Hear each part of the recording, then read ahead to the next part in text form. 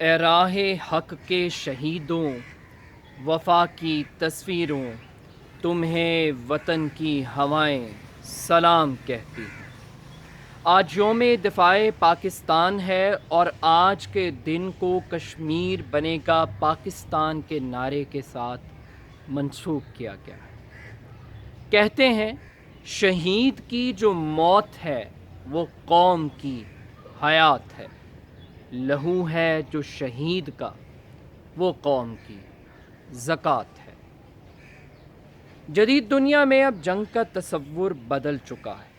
جنگیں صرف دفاعی میدان میں نہیں لڑی جاتی، اب جنگ دفاعی بھی لڑی جاتی ہے، جنگ معیشت کی لڑی جاتی ہے، جنگ میڈیا کی لڑی جا رہی ہے، جنگ پرسیپشن کی لڑی جا رہی ہے، جنگ غربت کے خلاف لڑی جا رہی ہے، جنگ جہالت کے خلاف لڑی جا رہی ہے۔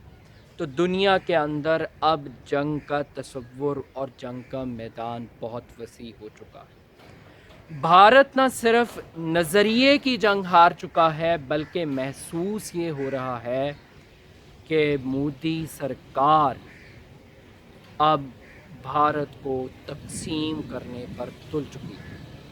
لگ یہ رہا ہے کہ سیکولر بھارت اب ہندو بھارت میں تبدیل ہو چکا ہے۔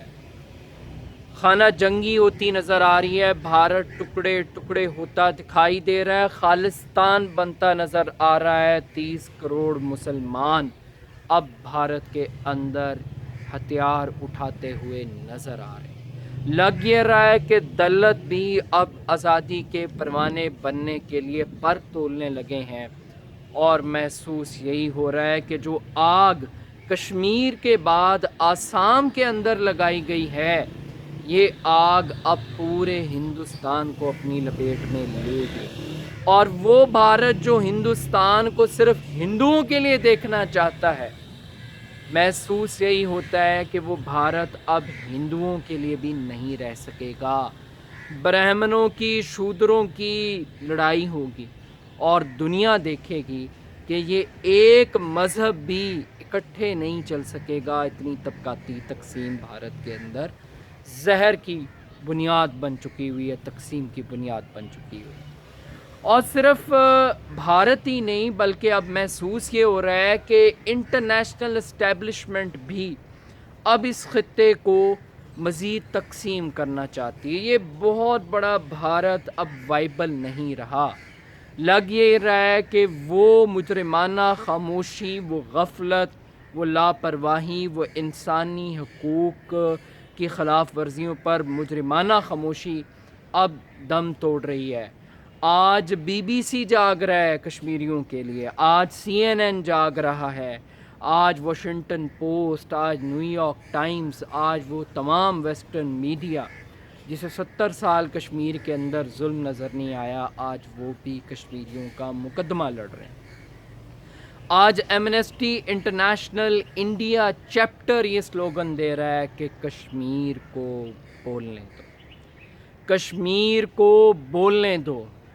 اور لگ یہی رہا ہے کہ نہ صرف کشمیری اب بولنے کے لیے تیار ہیں، وہ تو 70 سال سے بول رہے تھے، بلکہ اب پوری دنیا کشمیر کو آزادی دو کے نعروں سے گونج رہی ہے۔ لیکن ایک سوال جو کہ کبھی کسی نے چرچل سے کیا تھا، اور چرچل نے اس سوال کے جواب میں ایک سوال کیا تھا کہ کیا برطانیہ جو سیکنڈ ورلڈ وار کے حوالے سے جب ورلڈ وار چل رہی تھیں تو اس دوران جب اس سے پوچھا گیا تھا کہ کیا ہم یہ جنگ جیتیں گے، تو اس نے ایک سوال پوچھا تھا کہ کیا ہمارے ملک کی عدالتیں ٹھیک کام کر رہی ہیں، کیا لوگوں کو انصاف مل رہا ہے، کیا معاشرے میں مساوات و برابری قائم ہے؟ تو برطانیہ کو جنگ جیتنے سے کوئی نہیں روک سکتا۔ آج عمران خان صاحب یہ سوال آپ کو سب سے پہلے اپنے آپ سے پوچھنا ہے، کیا ہماری عدالتیں آزاد ہیں؟ کیا ہماری عدالتیں انصاف دے رہی ہیں؟ کیا صلاح الدین کے قاتل کیفر کردار تک پہنچیں گے؟ اگر ہمارا معاشرہ انصاف کرے گا، برابری کے ساتھ چلے گا، تو یہ قائم رہے گا۔ لیکن اگر ہم بھی مودی کے نقش قدم پر چلے ہم بھی ظلم کرنے والوں کی داستان رقم کرنے والوں کے راستے پہ چلے تو ہمیں بھی پھر کوئی توڑنے سے باہر سے کسی دشمن کی ضرورت نہیں ہوگی، چیزیں اندر سے اتنی ڈیولپ ہو جائیں گی کہ پھر شاید ہم بھی وائپل نہ رہیں۔ تو اس لیے آج کے اس دن کی مناسبت سے تمام شہداء کو خراج تحسین پیش کرتے ہوئے، کشمیر بنے گا پاکستان کے نعرے پر یقین رکھتے ہوئے سوال اپنے آپ سے یہی کریں کہ کیا ہم انصاف کر رہے ہیں؟ کیا ہم اقلیتوں کے حقوق کا تحفظ کر رہے ہیں؟ کیا ہم ایک بہتر معاشرے کے لیے اپنا کردار ادا کر رہے ہیں؟ اور اگر ہم کر رہے ہیں تو پھر پاکستان صرف بھارت سے نہیں بلکہ دنیا کی ہر جنگ جیتے گا، ہر میدان میں جیتے گا، معیشت میں، تعلیم میں، ٹیکنالوجی میں، جہالت کو شکست دینے میں، اجالوں کے سفر میں سب سے آگے ہوگا۔ کشمیر بنے گا پاکستان۔ تمام شہداء کو خراج تحسین۔